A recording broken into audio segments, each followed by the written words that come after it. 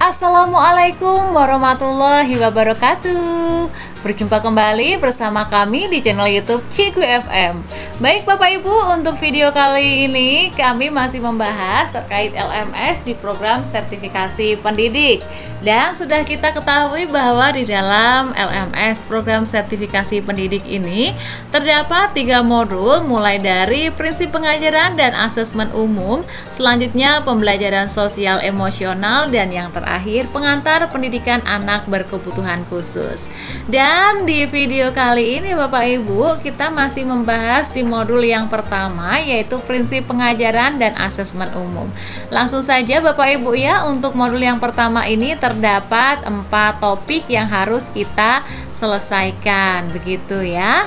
Nah, di sini adalah topik-topiknya, dan untuk topik yang pertama dan yang ketiga tentunya sudah tidak asing lagi bagi kita karena sudah kita pelajari bersama-sama ya.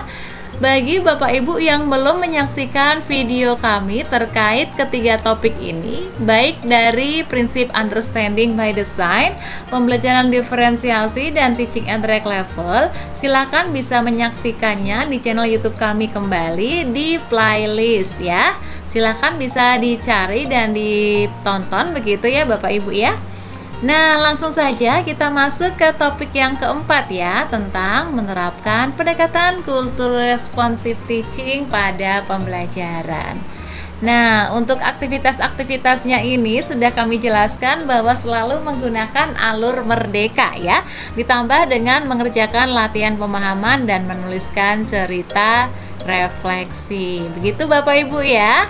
Nah, Bapak Ibu, untuk kali ini kita sudah sampai di alur merdeka yang ketiga, yaitu ruang kolaborasi ya.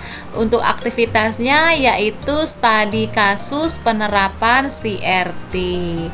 Dan untuk alur merdeka yang mulai dari diri, dan itu di aktivitas pengalaman menjembatani perbedaan budaya peserta didik. Begitu pula dengan alur merdeka eksplorasi konsep, mulai dari aktivitas penerapan CRT dalam pembelajaran hingga cultural responsive teaching pada pembelajaran sudah kita bahas di video sebelumnya. Jadi jika Bapak Ibu belum menyaksikan video-video tersebut, silakan bisa dilihat agar bisa mengetahui urutan dalam pengerjaan tugas-tugasnya Bapak Ibu ya. Nah, langsung saja kita masuk ke dalam alur merdeka yang ketiga, ruang kolaborasi terkait aktivitas studi kasus penerapan CRT. Baik Bapak Ibu, di sini untuk aktivitas studi kasus penerapan CRT, Bapak Ibu diminta atau diinstruksikan bersama dengan teman sejawat atau kepala sekolah atau bahkan pengawas untuk melakukan studi kasus ya. Untuk studi kasusnya ini di LMS ada 2 kasus. Kasusnya Bapak Surya dan kasusnya Ibu Nisa ya. Silakan nanti bisa didiskusikan bersama teman sejawat boleh, kepala sekolah boleh, atau bahkan pengawas juga diperbolehkan. Begitu Bapak Ibu ya. Nah, di sini ada tautan berikut ini. Nah, di sini silakan diklik agar Bapak Ibu bisa mendapatkan form untuk pengerjaan kedua kasus tersebut, begitu ya. Nah, kita klik di tautan berikut ini, maka akan diarahkan untuk mendownload dalam bentuk PDF. Jangan lupa untuk judul aktivitasnya di copy, kemudian kita masuk ke hasil downloadan.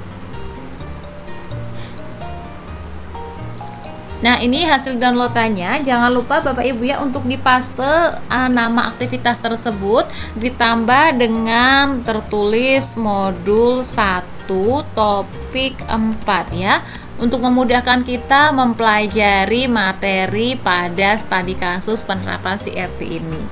Ya, langsung saja Bapak Ibu ya kita buka terkait aktivitas ini ya. Nah, di sini Bapak Ibu yang sudah mempelajari konsep pendekatan CRT pada eksplorasi konsep, kini saatnya mengajak rekan sesama guru atau kepala sekolah atau pengawas untuk melakukan studi kasus bersama ya, berdiskusi tentang alternatif solusi dari kedua contoh kasus tersebut dari sudut pandang penerapan CRT. Nah, di sini Bapak Ibu dihadapkan dengan dua kasus ya. Ada kasus Bapak Surya sebagai guru matematika.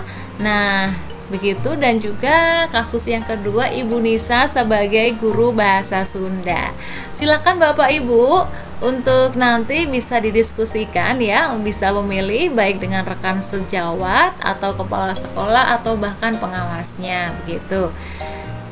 Untuk filenya ini karena masih dalam bentuk PDF, Bapak Ibu tidak bisa kita kerjakan ya, karena tidak ada tempat untuk mengetik. Jadi seperti biasa, silakan Bapak Ibu tuliskan di Google begitu, convert PDF to Word ya.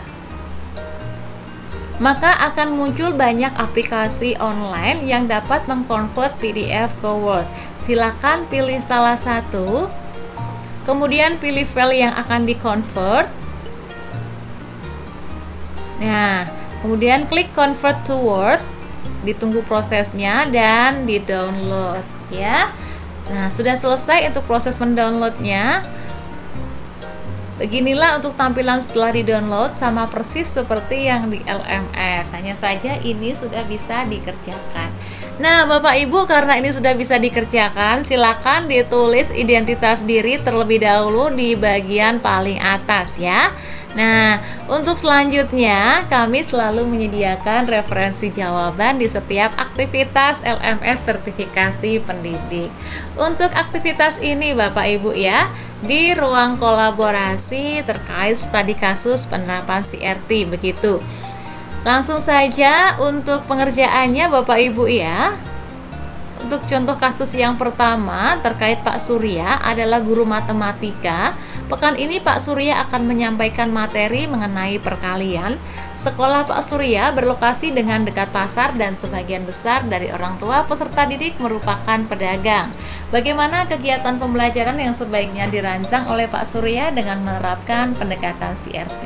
Nah, di sini untuk referensi jawabannya bahwa yang pertama Pak Surya harus memahami konteks siswa terlebih dahulu. Apa itu konteks siswa? Konteks siswa ini bisa dilihat dari latar belakangnya. Jadi, siswa yang memiliki pengalaman sehari-hari terkait dengan pasar seperti menghitung keuntungan, kerugian, menimbang barang, dan memberikan kembalian. Seperti itu ya. Kemudian yang kedua terkait konteks siswa di sini bisa minat dan kebutuhan. Siswa mungkin tertarik pada konsep matematika yang berkaitan dengan bisnis, uang, dan transaksi jual beli. Begitu Bapak Ibu ya. Dan dilanjutkan dengan tujuan pembelajaran. Nah, di sini tujuan pembelajarannya ada 3 ya. Siswa dapat memahami konsep perkalian dalam konteks nyata. Siswa dapat menerapkan perkalian dalam menyelesaikan masalah sehari-hari yang berkaitan dengan perdagangan. Dan siswa dapat mengembangkan sikap positif terhadap matematika. Untuk kegiatan pembelajarannya seperti ini Bapak Ibu ya, mengajak siswa berdiskusi terlebih dahulu, kemudian menghubungkan dengan materi ya, koneksi ya, begitu. Selanjutnya untuk kegiatan inti menggunakan permainan toko. Jadi siswa di sini dibagi menjadi kelompok-kelompok kecil. Nah, setiap kelompok menjadi sebuah toko dengan berbagai macam barang. Bisa menggunakan benda-benda di sekitar kelas saja, begitu Bapak Ibu atau gambar-gambar. Nah, setiap kelompok membuat daftar harga barang dan siswa bergantian menjadi pembeli dan penjual. Guru menceritakan soal cerita yang berkaitan dengan pembelian barang dan jumlah banyak. Itu adalah beberapa aktivitas yang bisa dikerjakan dalam kegiatan inti. Selanjutnya bisa melakukan proyek mini ataupun diskusi kelompok. Sebagai penutup, Bapak Ibu bisa melakukan refleksi dan juga kesimpulan. Nah, itulah untuk jawaban solusi dari kasusnya Bapak Surya ya. Dilanjutkan kali ini tentang kasusnya Ibu Nisa, yaitu ahli guru bahasa Sunda. Ibu Nisa menemukan bahwa peserta didiknya berasal dari berbagai suku dan hanya sebagian yang merupakan suku Sunda. Sebagian besar mereka mengalami kesulitan untuk mempelajari pelajaran tersebut. Bagaimana strategi yang dapat dilakukan Ibu Nisa untuk dapat menciptakan pembelajaran yang menyenangkan menggunakan pendekatan CRT? Nah, ini adalah solusi yang ditawarkan untuk Ibu Nisa. Tentu Ibu Nisa dapat menerapkan beberapa strategi pembelajaran yang menyenangkan dan efektif dengan pendekatan CRT untuk mengatasi tantangan tersebut. Berikut adalah beberapa saran yang dapat Ibu Nisa terapkan. Jadi di sini Ibu Nisa dapat menciptakan lingkungan kelas yang inklusif dengan melakukan jembatan budaya. Selanjutnya bisa melakukan kosakata inklusif ya, menggunakan kosakata yang netral yang tidak bias terhadap suku tertentu. Selanjutnya memberikan contoh pembelajaran yang beragam. Nah, dilanjutkan Ibu Nisa juga dapat menggabungkan budaya ke dalam materi pelajaran. Misalkan dengan memberikan kisah rakyat ya, cerita rakyat begitu ya. Bisa juga dengan lagu daerah dan juga bisa dengan permainan tradisional. Selanjutnya, Ibu Nisa dapat menggunakan pendekatan pembelajaran yang beragam seperti pembelajaran kooperatif. Nah, di sini Bu Nisa bisa menjadikan kelompok-kelompok kecil yang tentunya heterogen ya, yang berasal dari berbeda suku dalam satu kelompok tersebut. Dilanjutkan dengan proyek budaya. Jadi di sini siswa membuat proyek yang berkaitan dengan budaya mereka masing-masing. Bisa dengan membuat poster makanan khas daerah atau poster pakaian adat, ataupun bisa membuat video pendek terkait tarian tradisional begitu. Jadi anak-anak menarikan tarian tradisional dari daerahnya masing-masing. Dan untuk selanjutnya bisa melakukan pembelajaran berbasis masalah ya. Begitu Bapak Ibu. Dan untuk yang keempat di sini yang bisa dilakukan Ibu Nisa, bisa menghargai setiap usaha siswa dengan cara memberikan pujian dan memberikan umpan balik yang konstruktif serta mendorong partisipasi aktif siswa ketika berada di kelas ya. Begitu. Dan untuk yang terakhir yang bisa dilakukan Ibu Nisa yaitu melibatkan orang tua dengan mengajak orang tua itu untuk berbagi ya, berbagi tentang budaya mereka di kelas. Dan untuk buat acara budaya di sini bisa sekolahan yang menyelenggarakan ya. Bisa disertakan ketika pengambilan rapot di akhir tahun. Dalam bentuk gelar karya juga bisa Bapak Ibu ya. Nah, di sini pun kami juga memberikan gambaran terkait contoh kegiatan pembelajaran CRT ya. Di situ tadi bisa membuat kamus mini ya, dengan membuat kamus yang berisi kata-kata Sunda dengan terjemahannya dalam bahasa daerah masing-masing. Kemudian membuat dongeng bergambar ya. Di sini siswa membuat dongeng bergambar dengan menggunakan bahasa Sunda. Dongeng tersebut dapat diadaptasi dari kisah rakyat atau cerita asli ciptaan dari siswa. Jadi berasal dari daerah masing-masing, tapi nanti untuk penggunaan bahasanya menggunakan bahasa Sunda. Dan yang terakhir membuat permainan bahasa. Di sini siswa membuat permainan bahasa Sunda seperti tebak kata atau sambung kata dengan bahasa Sunda. Begitu Bapak Ibu ya untuk terkait tugas kami. Silakan Bapak Ibu bisa memperhatikan sebagai bahan referensi begitu ya.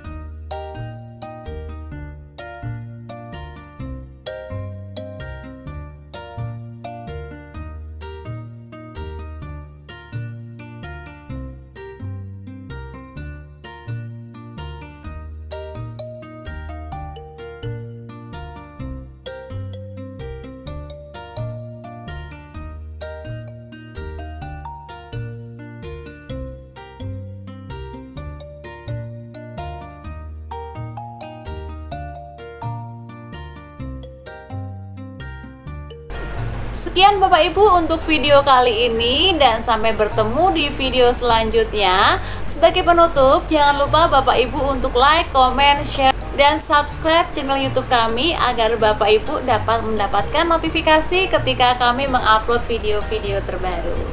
Cukup sekian Bapak Ibu, dan wabillahi taufik wal hidayah. Wassalamualaikum warahmatullahi wabarakatuh. Sampai bertemu di video selanjutnya. Tetap semangat dan jaga kesehatan Bapak Ibu.